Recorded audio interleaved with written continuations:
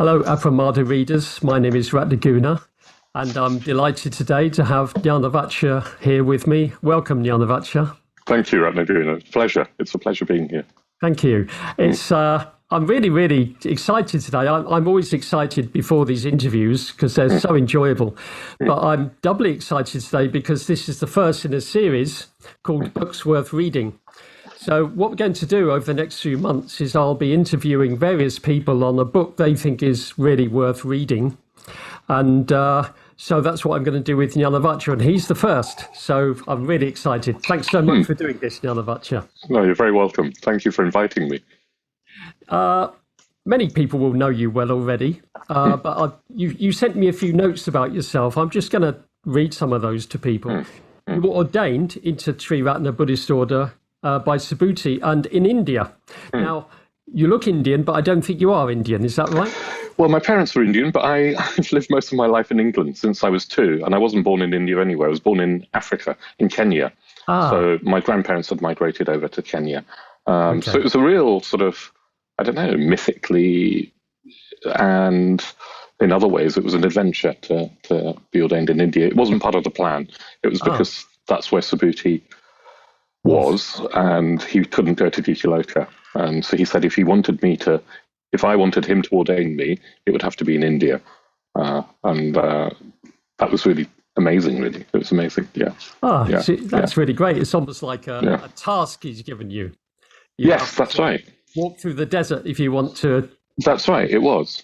And I went to Duality as well afterwards. So I had sort of 2 ordination courses anyway. And in India, it was the public ordination had between 5,000 and 10,000 people just turn up.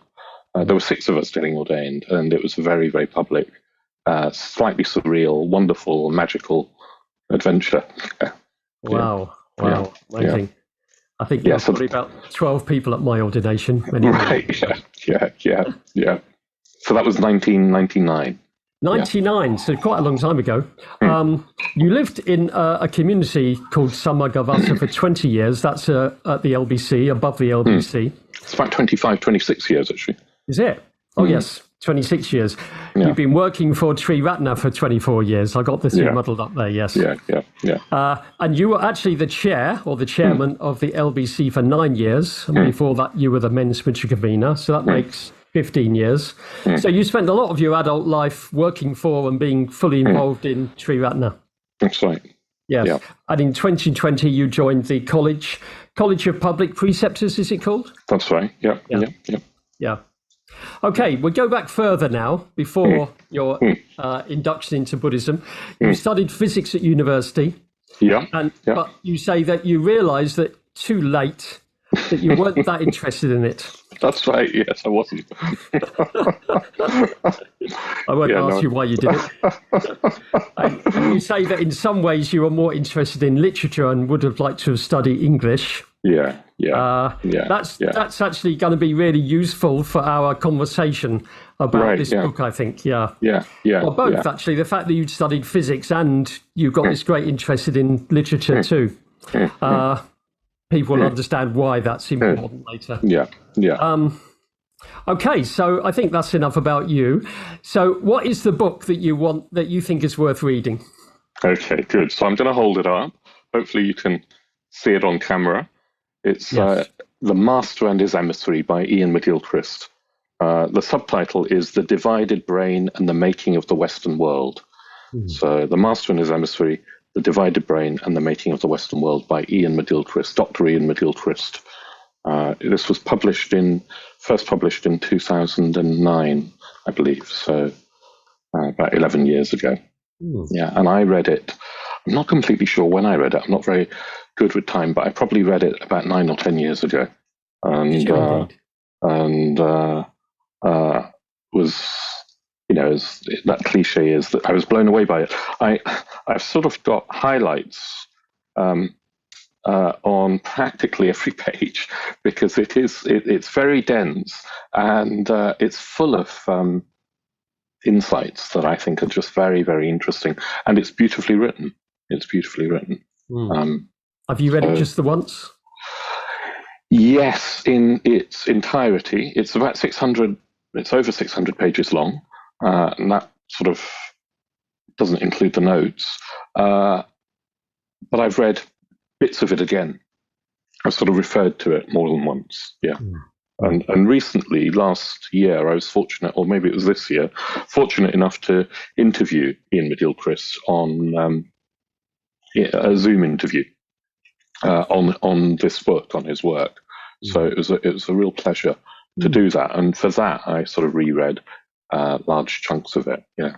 Yes, I can imagine. It'd be embarrassing to be caught out. Well, that's right. It would. Yeah. Although he's very gracious, he's a very he's very articulate and obviously extremely knowledgeable, but also you get this sense of a man who's humble, gracious, kind, and interestingly, he says he meditates, and there's a lot in the book which has resonances with the Dharma. I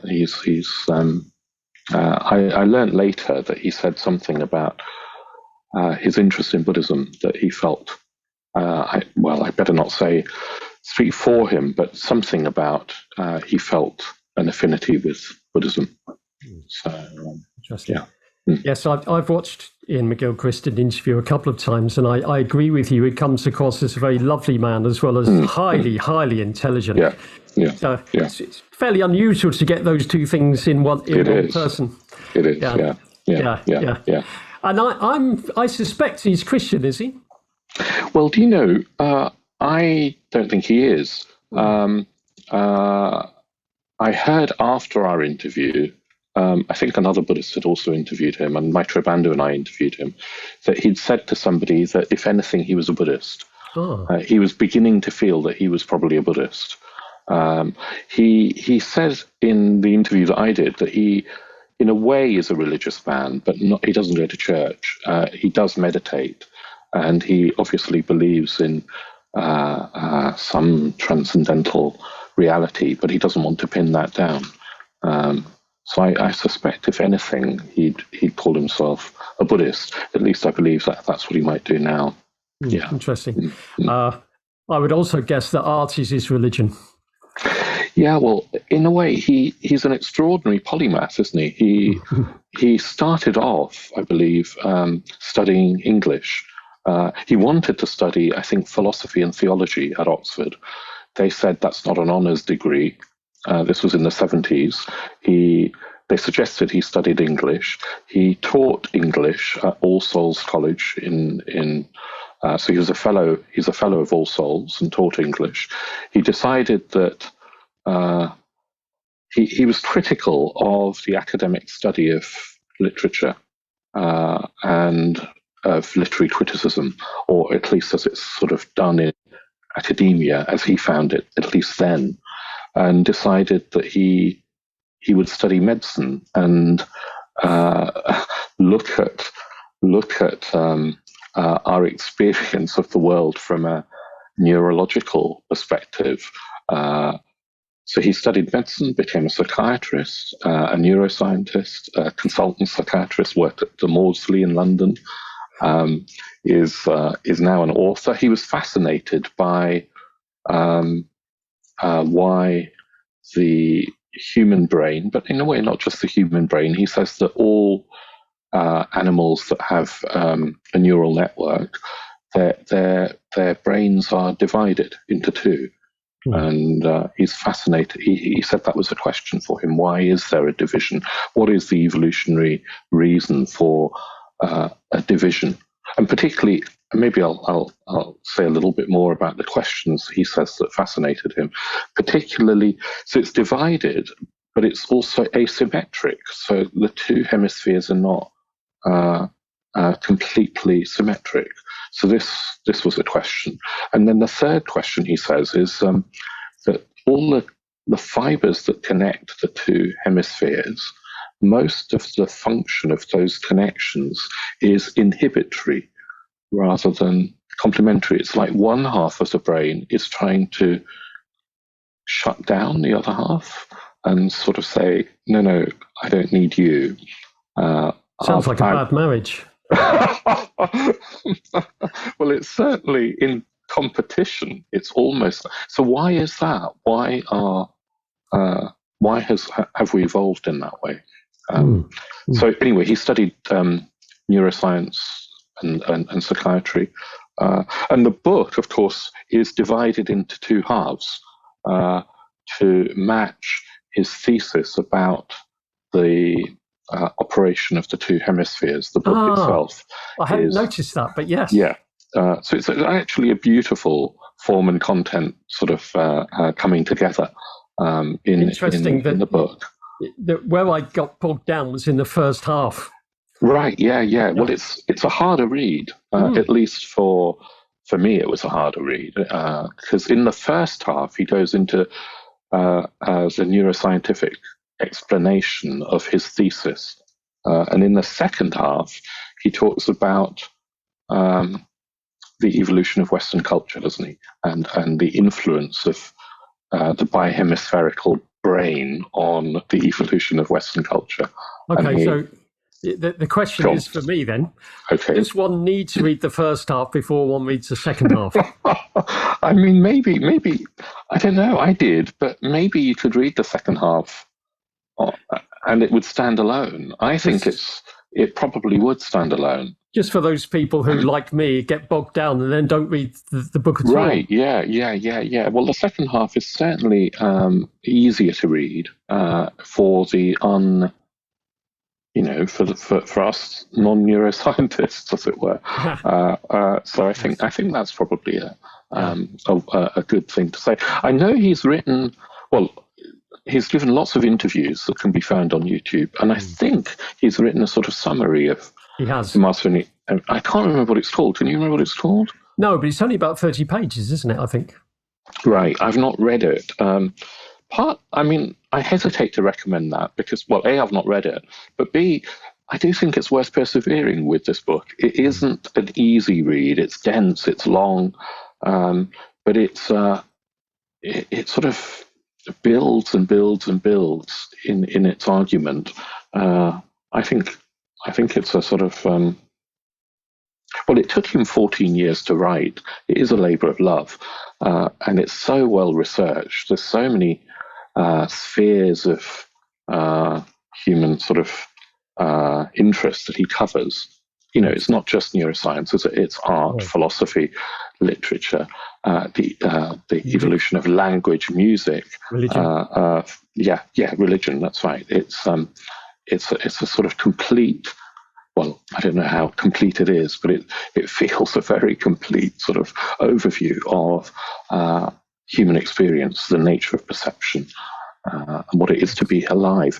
And of course, he hasn't finished, but maybe we'll come on to what he's doing next. Yeah. So maybe we should tell our listeners what. So what are the who is the master? Who is the emissary? Obviously, people can work out one's the left brain, one's the right brain, but why the master and the emissary? And what do they represent? Okay, so I'll give it a go. I'll do my best to try and sort of articulate what his thesis is. So the master is the right hemisphere and the emissary the left. And his thesis is that the right and left, it's not that they have completely different functions. He says that in almost all brain function, both hemispheres are active, but they have different sort of modes of attention, different ways of experiencing the world. He says that they create two different worlds. And he thinks that the right hemisphere is more primary. Its worldview, its mode of attention is more primary. So maybe I'll just explain the two different modes of attention that he thinks are two. Before you do, and before I forget, you just said something interesting, which is they create the world. Yes. Now, you could have said they perceive the world, but you just said create. Yes, and Iain McGilchrist is very definitely saying that we're somehow participants in creating the world that we experience. He's not a materialist. He's not a scientific materialist. He doesn't believe that matter is all there is, and that consciousness is just some sort of byproduct of matter in the brain. So that's really interesting, isn't it? In the first place, from somebody who's trained in neuroscience, he's not a materialist. He says he's not an idealist either. So he doesn't believe that mind is all there is, and that mind is completely responsible for creating our experience. He's not an idealist in the sense of, say, Berkeley was. He's saying something about how we're participants in creation. Mind and matter, consciousness and matter, are in a way two sides of the same thing. But he is sort of coming down on what did he say? He said to me that he felt that matter, which we, I guess, take for the world, let's just assume that that's what we mean at the moment. So matter, he says, is like a phase of consciousness. By phase, he means like water has phases of ice or liquid or solid or gas. Matter is a phase of consciousness, and is like it offers a resistance to consciousness, and that resistance is necessary in the act of creation. So he sees them as very, very linked, but not reducible. Certainly, consciousness not being reducible to matter. And yes, that somehow we're participating in creating our world,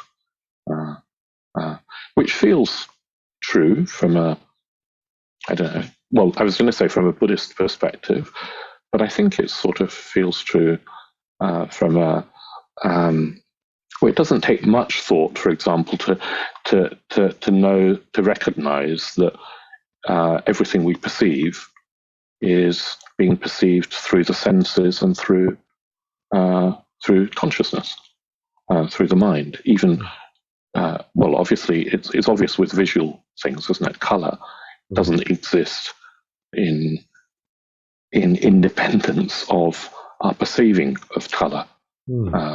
Something's going on. He's not saying that it's all happening in the mind. He is saying he doesn't believe that that's true, that something is out there, that our perceptions are involved in creating our experience of the world. Yes, of course, the first line of the Dhammapada comes in there. Yes. Experiences are produced by mind. Yes. But also it's reminding me of the particular teaching to the Buddha, I think, that a sight, when you see something, three things are happening. You've got the sight organ, the eye. You've got the thing that can be perceived by the eye, and the contact between them, when they come together, that's when you get sight. So it's like almost like a cooperation between the mind or the eye and the... Yeah, that's right, yes. And without one of those three things, there's no perception, there's no experience. And we assume, don't we, that the world, the object that we're perceiving or seeing, is exactly as it is, independently of us seeing it. But that is, well, it's common sense, but common sense is wrong when you think about it. Okay. Yeah. Okay, so where were we? I asked with the two hemispheres. Two hemispheres, yeah. So he thinks that, well, he says the thesis is that the right hemisphere's mode of attention is it's a mode of attention that perceives connection, context, wholes. I mean, as in WHOLE, wholes. It's the mode of attention that understands meaning. It has a broad, what we would call a broad awareness. It's able to take in the whole of its sort of field of experience and make sense of it.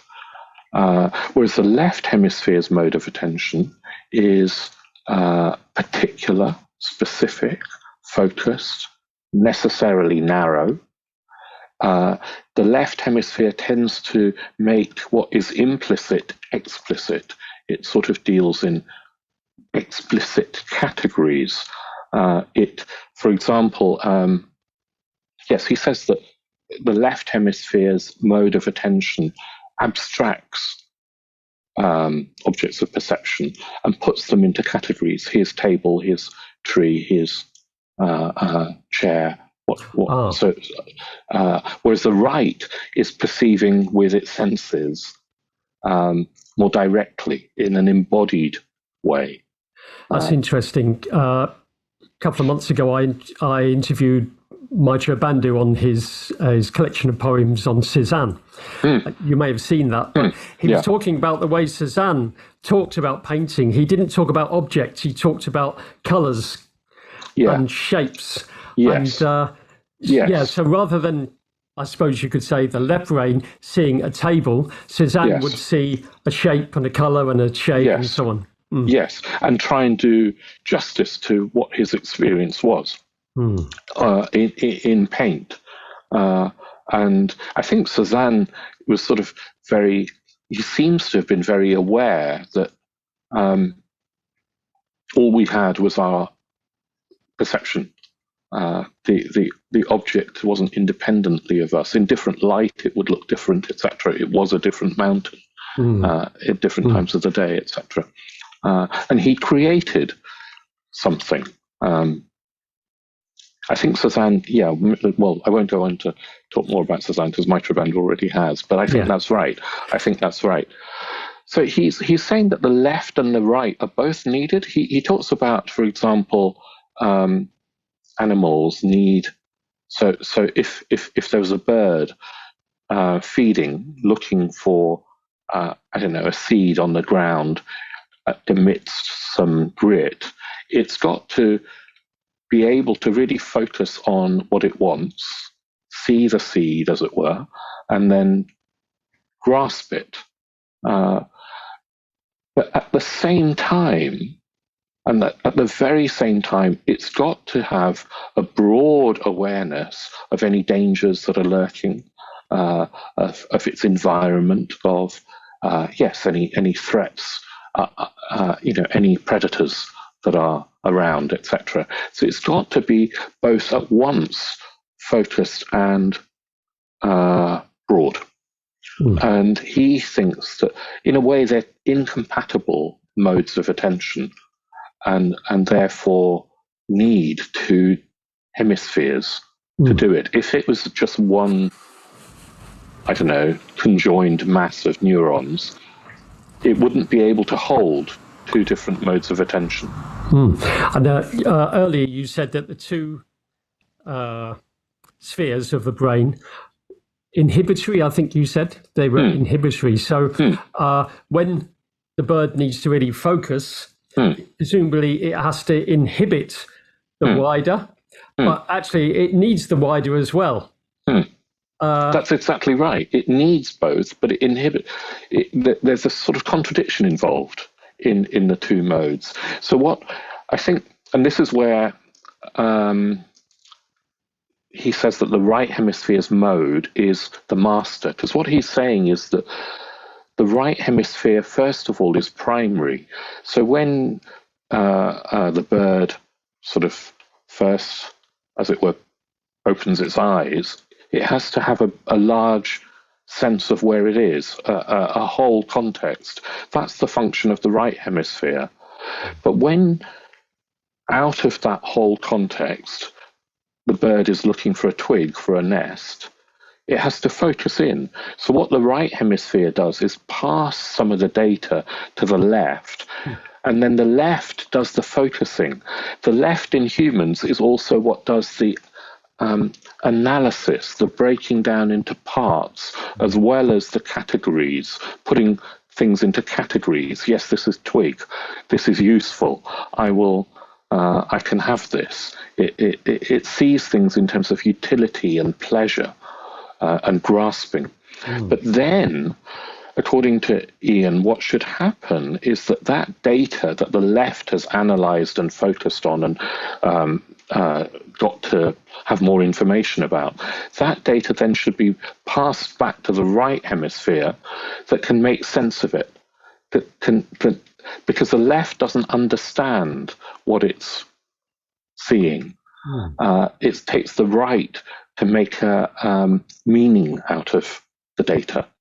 So you get this movement from the right hemisphere's mode of attention to the left, back to the right. That's why he's saying the right is the master, and it delegates a task to the left, and then wants the information back once the left has done it.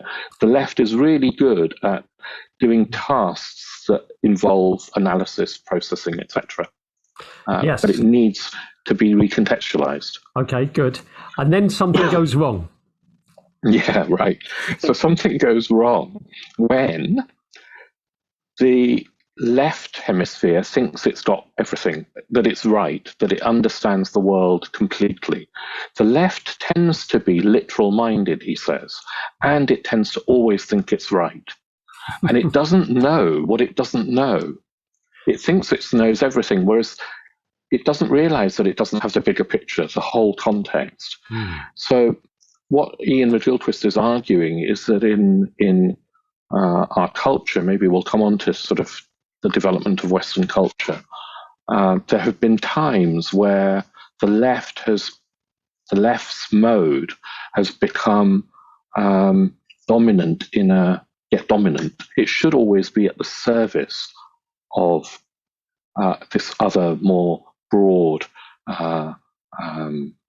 imaginative mode of attention, whereas it can become dominant. And then things go wrong. Interesting.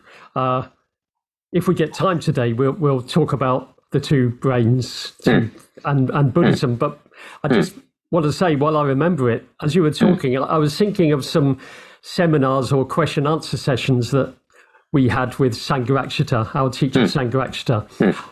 I've been on quite a few of those. And as you're talking, I'm thinking, oh yeah, that's what he used to do, actually. We used to get caught up in the technicalities of the Dharma, and he would do that with us for a while, but then he would show us the bigger picture, and he said, yeah, but of course, etc., etc. Yes. I mean, of course, Bhante Sangharakshita was operating in a very different sphere of, in a Buddhist context. But I think there's so many similarities between what he was doing is doing in his teaching and Iain McGilchrist. I think there are lots of parallels. Yeah, there's something that you may not have heard because it wasn't recorded. It was when I was a member of the Preceptors College Council many years ago. We had just 10 of us, I think there were 11, 12. We had a meeting with Bhante and talking over things, and somebody said something like, so, do order members have to do what you say? And he said, well, it's not really like that. It's more that what I'm trying to pass on is my perception of things. Not the way I think you should behave, not the categories of the Dhamma, but my actual perception of things. That is actually, don't think he said this, I'm sort of riffing off that idea now. That is actually what the purpose of a Buddhist teacher is, not to give you lists and so on, but to pass on their perception. Hopefully you get that perception too. Right, yes, and to spark something off in you in a way that is that perception is difficult to codify, isn't it? And if it becomes codified, I think something dies. If we end up saying this is what Buddhism is, this is how we should practice, and it's defined to concretely, the spirit of it dies. Yes. McGilchrist is saying that the left brain will want to literalize things. I remember Bhante was very, very critical of the literal mind. He says, doesn't he, that in a way, unenlightened beings, one of the sort of tendencies of the unenlightened mind is to literalize, and that's a real danger to realizing the truth of the Dharma, to realizing the truth of how things are. Our tendency to literalize, Okay, so let's try to define what we mean by literalize. To literalize, what does that mean? I guess it means that you've there's your perception of things, and then you take things out of that perception, put them into categories, and say that's what that thing is. That's right. I think that's right. That's one way of literalizing it. Also, I think the literalizing mind grasps after certainty and only feels sort of secure when it thinks it knows. And one of the ways it sort of makes itself secure is by, yes, just what you've said, categorizing its perceptions and saying, oh yes, I know that's tree, that's mountain, that's cloud. And having done that, it doesn't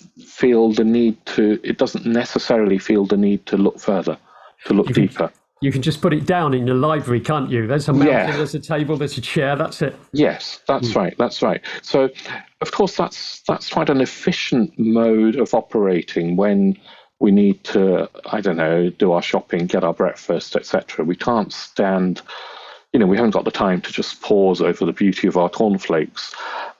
It doesn't, so it's efficient for survival, for utilitarian purposes.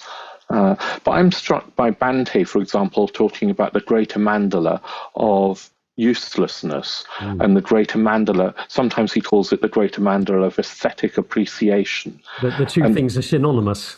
Yes, and he's saying that our sort of utilitarian life needs to be small compared to this greater mandala of aesthetic appreciation. So it has to be held within that greater mandala.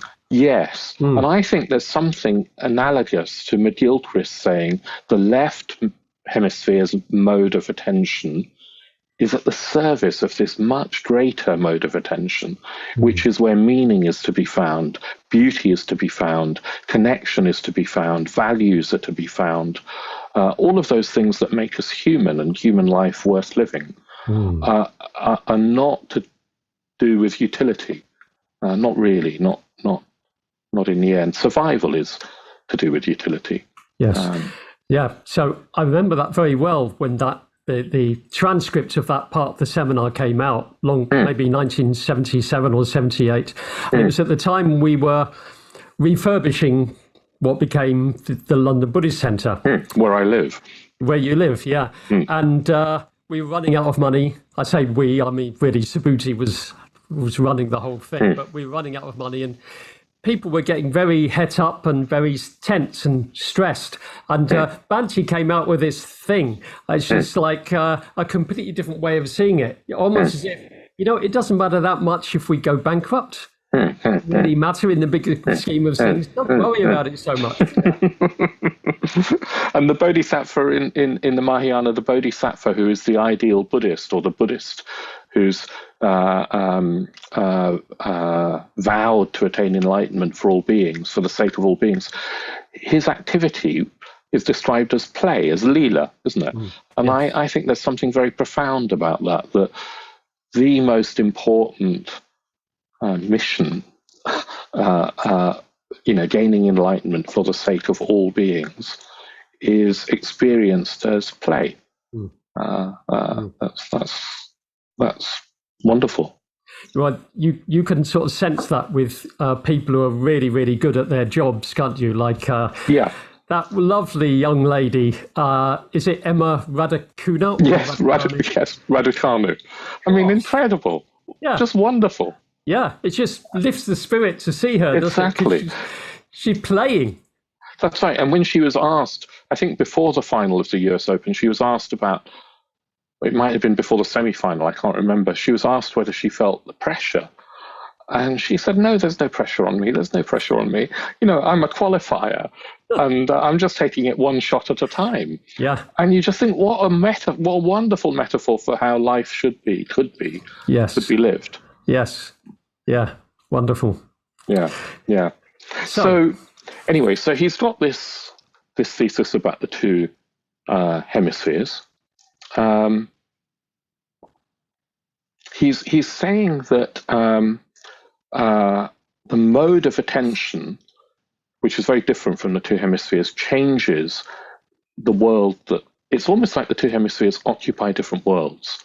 And he's not assuming that the world is objective, completely objective, that it's a participatory thing. I thought maybe I'll just mention something that he said in my interview, because he doesn't say it in the book, not outright. I asked him whether he thought consciousness was primary or whether it was a epiphenomenon of the brain.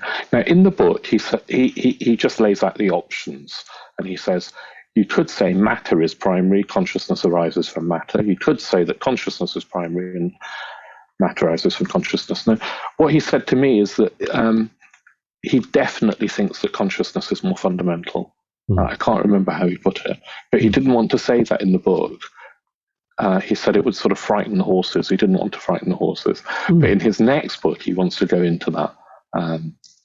So I find that just very exciting to have somebody who isn't a professed Buddhist, who has got this scientific background, who is backing up his statements with neuroscience and brain science, and he's saying, yep, consciousness doesn't arise from the brain.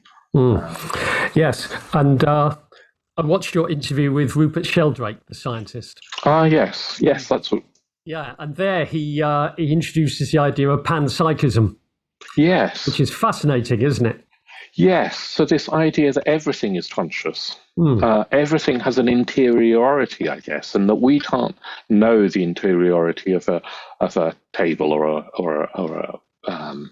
a tree or whatever, but that matter is, as it were, always alive. Everything is alive, and that for me feels, I think for McGilchrist as well, that is true, closer to his position, panpsychism, than either materialism or idealism. Just want to correct you. I think I need to correct you because you. Go on. That Sheldrake said that everything is conscious. But then I think you said something like that in the interview. He said, well, of course, not everything in the mind is conscious. Yes, that's true. Mind, but not everything is conscious. Conscious, because some things, of course, are not. Yes. So maybe it's more like everything is aware in some way, or not in the way that we talk about conscious awareness. But everything's alive. There's some sort of interiority. I may be a real left brain person, but ever since then, and also my interview with Sila Vardin, the older member who's a philosopher, he talked about that a lot.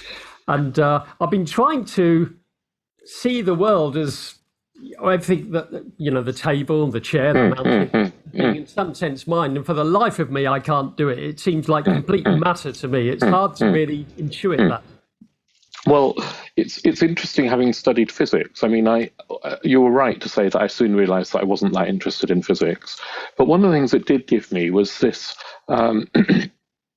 conviction that matter is not what we think it is. I mean, we've got no real idea. Physicists don't have any real idea of what matter is. And that becomes obvious when you study it at a fundamental level of particles, subatomic particles. And one of the things that's fascinating about modern physics, quantum physics particularly, is that this wave-particle duality, which is pretty well known about now. But the notion, not just the notion, the fact that subatomic particles like electrons or photons or anything, they change their behavior depending on the context of the apparatus, including whether they're being observed or not. So that's pretty incredible. I don't know how else one can explain that. Well, there isn't a consensual explanation amongst physicists, but to me, that's sort of a hint that even a subatomic particle responds to its environment. It's got a responsiveness, and it seems to also respond to whether it's being observed or not. Yes, yes. Towards the end of the book, I think it's that book anyway, McGilchrist talks about some experiments that have been done with plants and so on. Actually, this may be another book that I've been Sheldrake talks about it, doesn't he? Sheldrake talks about it. He could do, but where a plant... Now, there's something to do with someone had... A scientist had some plants in a room, and she got the... They always go towards the light, right? So, well, she got them to respond to the sound of the computer humming, because they knew that when the computer was on, there would be light. So then there was no light, but the computer was humming, so they went towards the sound anyway. So wow, yeah. So incredible kind of things. Yes, that must be another book. I don't remember it in this. But... Yeah, it was Galileo's Error. Galileo's Oh wow! Error. Oh wow! Yeah. So I think there is a way of imagining the world as alive. I don't say that I managed to do that, at least all the time, but at my best, as it were, I think I have I've had glimpses, at least, of perceiving the world as alive, and it's a sort of it's a mode of perception. It's kind of possible to do that. Yeah, it's easier with the natural world, isn't it? It's harder to do.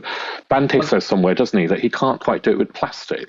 Well, yes, I may have been there when he said that. 1981 in Tuscany, I remember. Right. I was pushing him a bit because he was saying everything is alive, and I just couldn't see it, so I pushed him.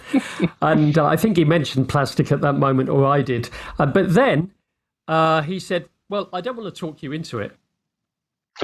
Which I thought was very interesting. He didn't want to make me see things that way. Yeah. Well, in a way, that is not only is that the spirit of Buddhism, but you could say that's the spirit of this right hemisphere's sort of it's not gonna sort of force things. I think it's much more open than that. Yes. And also, I think the right hemisphere understands metaphor in a way that the left doesn't. So language is metaphorical. So to say that everything is alive we're talking metaphorically. It's not easy to completely define what we mean by that. It's an intuition, or maybe an imaginative. Well, it's a perception. But that's hard to sort of literally pin down. And that's, I think he said something along these lines. That's why poetry is a better explainer, or maybe explain seems to me a left hemisphere word, but yes, better conveyor, better communicator of reality than is ordinary prose. Yeah. And one of the things that Iain McGilchrist, I think, that put him off the academic teaching of English was that he felt that there was just too much. You take a poem which is a concrete, as it were, a whole, a creation that's a whole thing, a whole experience, a world in a way, and you dissect it in. Well, that's how he talks about. I've never studied English formally, but that's how he talked about literary criticism. You dissect it to explain it, to analyze it, and you end up with a bunch of broken images or something, and you've lost something. You've lost the meaning. You've lost the point. Yes, but in my interview with Maitreya Bandhu, when I was asking him about a certain poem, well, I was more asking him about the poem about the painting, so that was quite interesting. But it really helped me to get into the poem more. Well, that's great. That's great because there is a point to the analysis. There is a point to that probing into the conceptual meaning of a poem, if it enriches the experience of then reading the whole. So that, I think, is an example of the right hemisphere delegating a task to the left, and then the left passing it back to the right. And then when you read the poem again, you've got an enriched experience of it for having done that analysis. I think that's exactly right. So if we do that with the world, not just with the poem, then we're going to live a more enriched life. So it's not that the analysis, the focusing is wrong. It has a place, but it has to then be put back into a context of the whole. Yeah. Cool. A few weeks ago, I interviewed Nick Gauntlett. I'm sure you know. Oh, yes.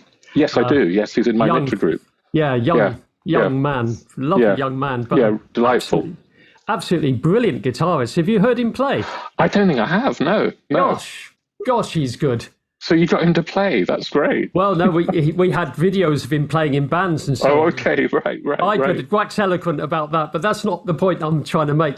Before we began to talk about his love of progressive rock music, he had just handed in a dissertation on education, higher education music, and he was saying the same thing, that he found it sometimes demoralizing because they were splitting things up and analyzing things too much. Yes.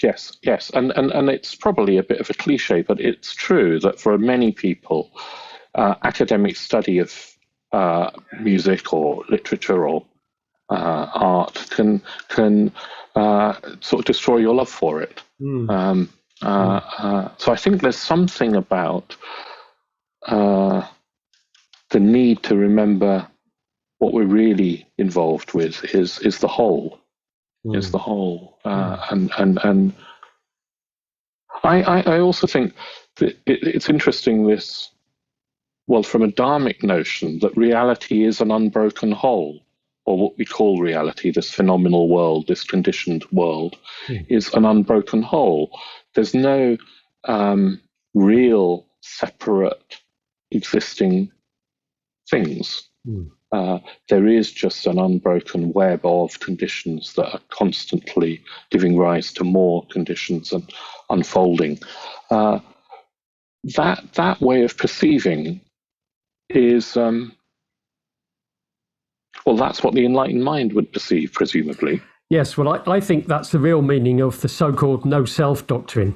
The Buddha didn't say you didn't exist, but you existed within a matrix.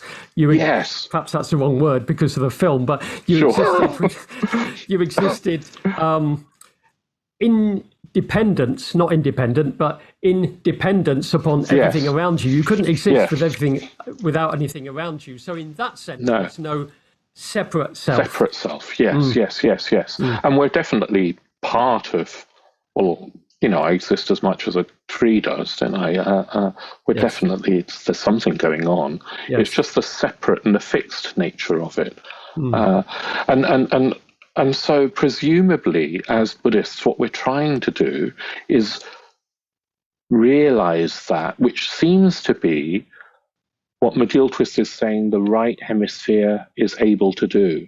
The left hemisphere treats its experience in terms of things and in terms of static entities as realities.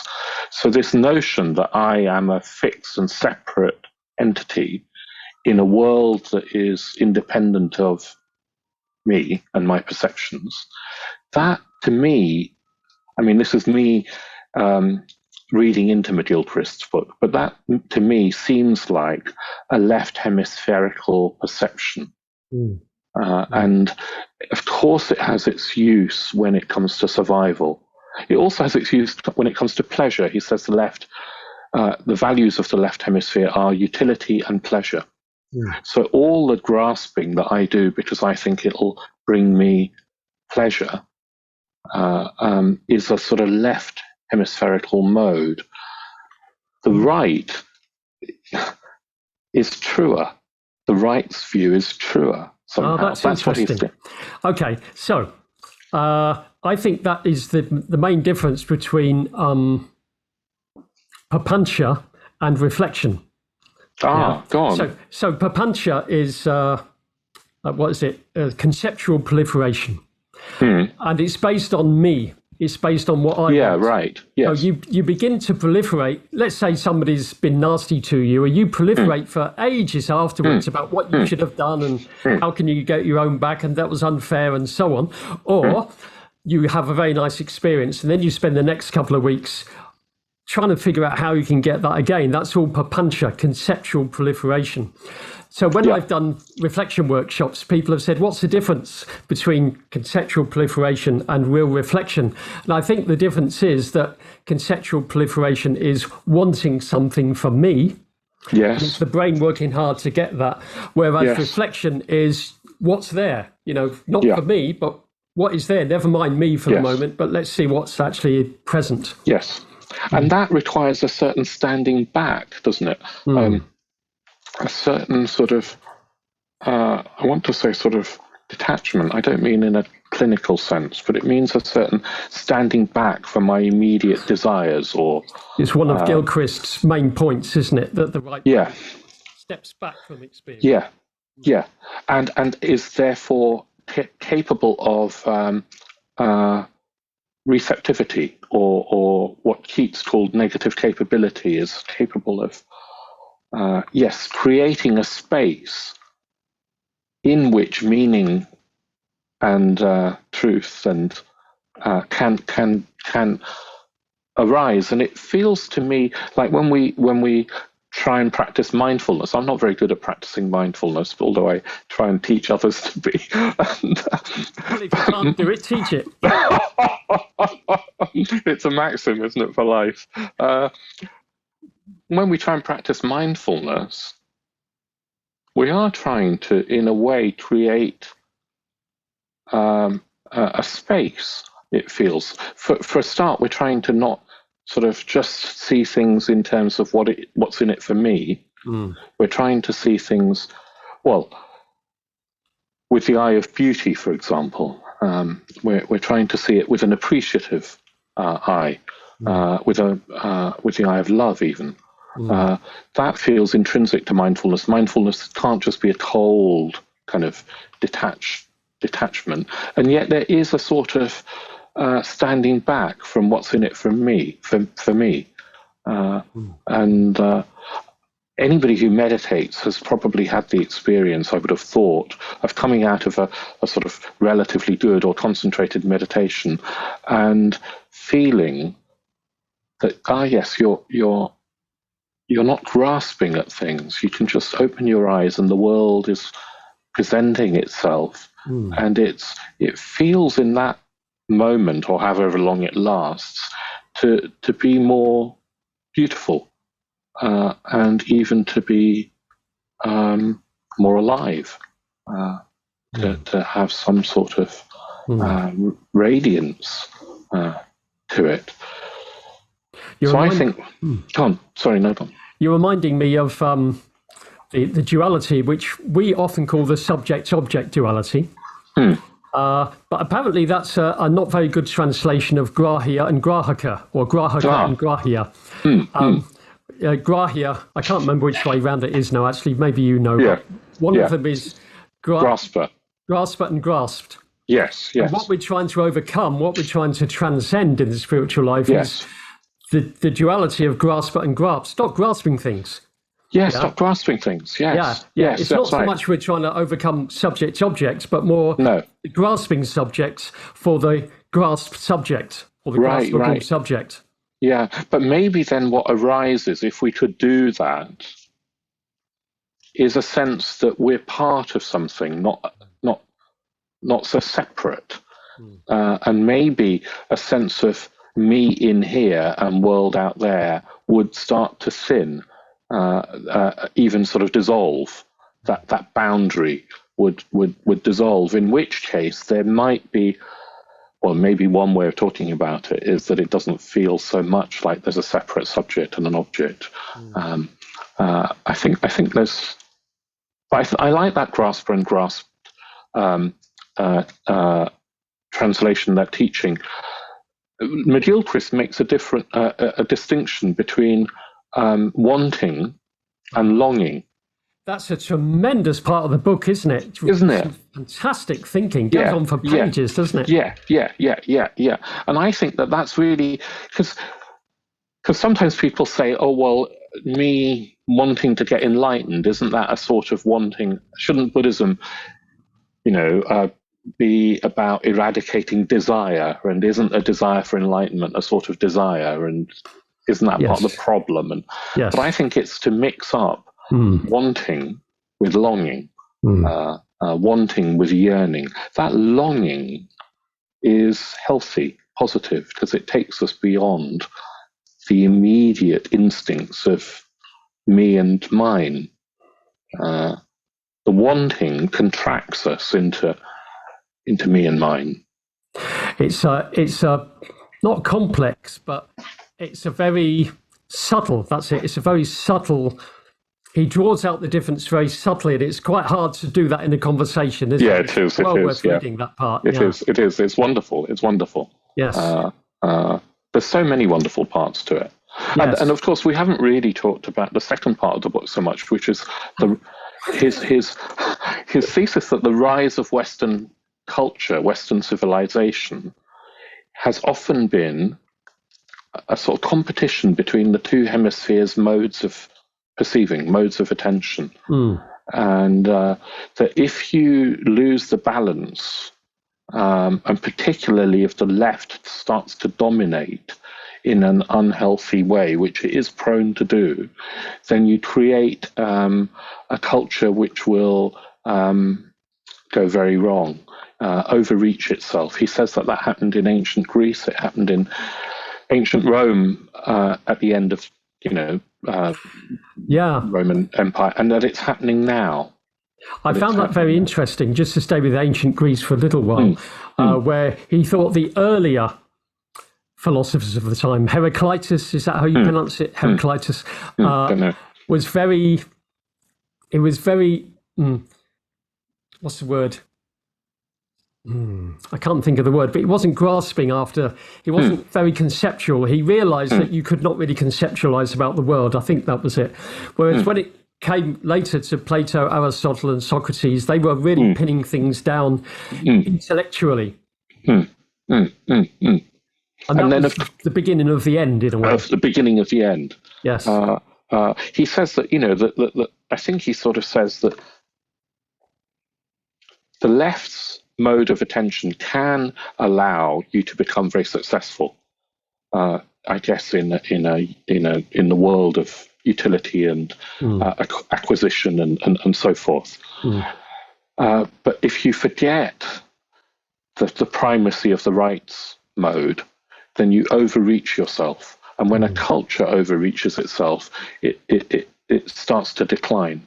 It has the seeds of its own decline. Okay, so then you said it's happening now. So tell us a little bit about that, if you can.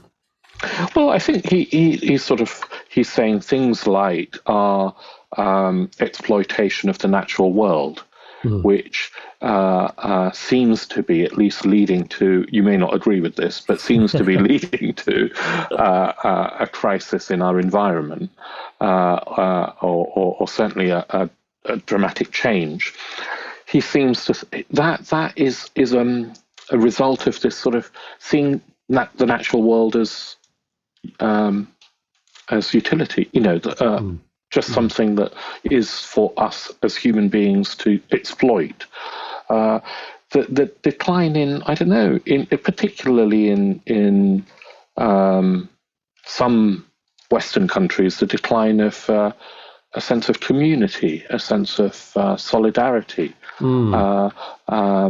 It seems that as cultures become more wealthy, there's more and more of a decline in community and more isolation, and in sort of individuals living in their own lovely spaces and so forth, and unhappiness that follows. Yeah, it's interesting how popular the concept of community is in our culture.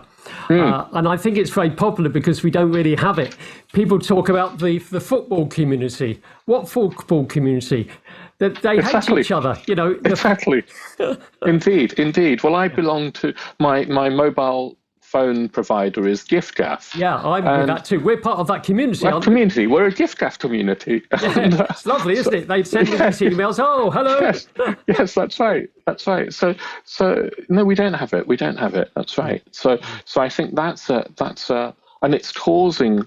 Well, we were saying earlier before we started recording that I was saying anyway that I felt very fortunate in this pandemic, partly because I've not become ill, and my sort of closest friends and family haven't been very ill anyway. Nobody's been very ill, but partly I felt fortunate because I live with friends. There were 10 of us in this community for most of the time, and we got on really well. So when we first had this lockdown in England, I don't know, I just enjoyed hanging out with my friends more, and the simplicity of not being able to go anywhere, just London life, which is normally, I don't know, well, for me anyway, I get into this grasping mode. There's so much to do and so much to see, and well, I couldn't do any of that. My busy diary was just kind of cancelled, and there was a simplicity to that because I was with friends in a community. If I'd been living on my own, I think I would have been very, very miserable. Well, you're making me a bit envious now because I do live on my own, and I've been spending a lot of time on my own this last year and a half. But I have actually enjoyed it. I'm very much a hermit type of person. Sure. So of course there's temperamental preferences, aren't there? Yes. But you are part of a network of friendships. Yes. I mean, physically you may have been living on your own, and yet you know that you're loved. There's lots and lots of friends. Yes. And meaning in your life that comes from that. Yeah, it would be very different if I was a lonely old man who hardly knew anybody. That would probably been really, really difficult. Yeah, and it has been for so many people. Yeah. So I think that's another sort of way in which our culture has gone wrong. He also, I think, well, he also has sort of suggested ways out, doesn't he? Or he says that there are ways out of this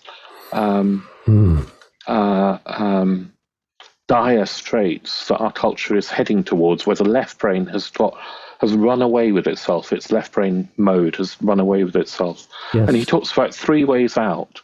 One is through art. One is through nature and the natural world, the environment. And the other is through religion. And I think he talks, because all 3 of them have the possibility, the potential to take us outside of ourselves. They include the other. They take me away from my own sort of small self preoccupations and concerns. And I just find it interesting that that's in Triratna. We've got such a lot of emphasis on all of those things. Yes, as well as on community and friendship, as well as another way of taking us beyond self in a narrow way. He has a critique, though. He says that look, in art, he's quite critical of postmodernism. I don't know how we're doing for time, by the way. We're not doing very well. Well over. Well. Oh, are we? Yeah, well, we'll have to start wrapping up anyway. Yeah. You might need to edit this bit or something. No, we're not going to edit this bit. This is the most important part. Okay. Well, he's quite critical of postmodernism. I think he is anyway. He's saying, look, in art, what you've got a tendency for art to become more and more conceptual, and even, I guess, political. I don't know if he says that. That's me maybe saying it. But suddenly, art becomes utilitarian. It becomes for something. There's a message that it's trying to communicate, and it's become explicit. Yes. And then now, whatever one feels about that, maybe there's some value in conceptual art. I don't know. It's not my cup of tea, but maybe there is. I'm not an artist. I can't judge. But as a doorway out of this left brain running away with itself, conceptual art won't do. I don't think it will do it. Because you're locked back into that left brain mode. nature, he talks about, well, that more and more of us live in urban environments. I live in Bethnal Green, on the second floor, third floor. On a very busy road. On a very busy road. Fortunately, there's a park nearby. But yes, most of us, many of us in the world now live in urbanized environments. We spend increasing amounts of time looking at a screen, quite divorced from the natural world and an embodied experience of the natural world. Yes. Which is, again, pushing us towards the left brain kind of. So our alienation from the natural world is part of the problem. But also, I mean, sometimes some people who are campaigning very hard for a change to our attitude to the environment, who want to reverse climate change if they can, or at least slow it down. Sometimes it's still a utilitarian motive for preserving the natural world, so that we can carry on what we're doing. Carry on what we're doing, as it were. So that's still not quite the right brain's approach. And then religion. Well, religion has become, and all religions, including Buddhism, can become dogmatic, literalized, dogmatized, and so forth. Utilitarian. And you lose this. A lot of people, and I think this is sort of fair enough, a lot of people come to Buddhism, to the Dharma, because they want to be happier in some way, because life isn't working. They want to be happier. They want to make their lives a little bit better. And they start to meditate and then get more interested. But ultimately, if you want to go further with Buddhism, if your goal is enlightenment, then it's got to go beyond that sort of utilitarian motive, even the motive to be happy, at its own level, at least. So he thinks that in our postmodern culture, we're closing the very means of escaping from the dilemmas that we're in, art, nature, and religion.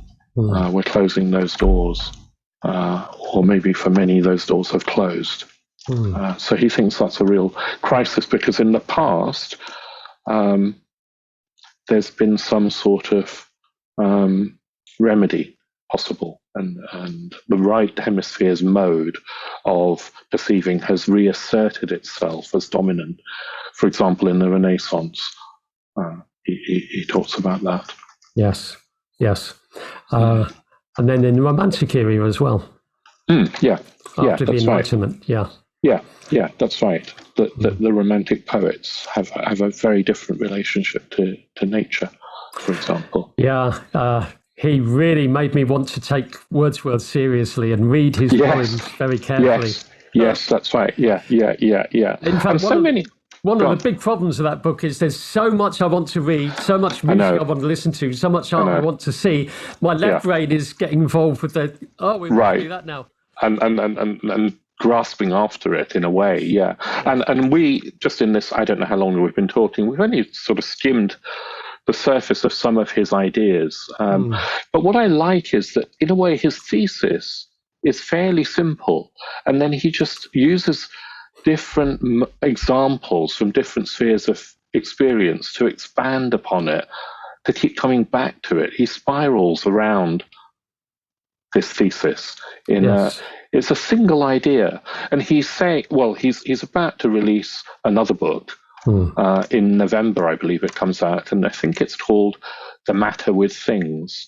And he says that it's even bigger than The Master and His Emissary. It's in 2 volumes.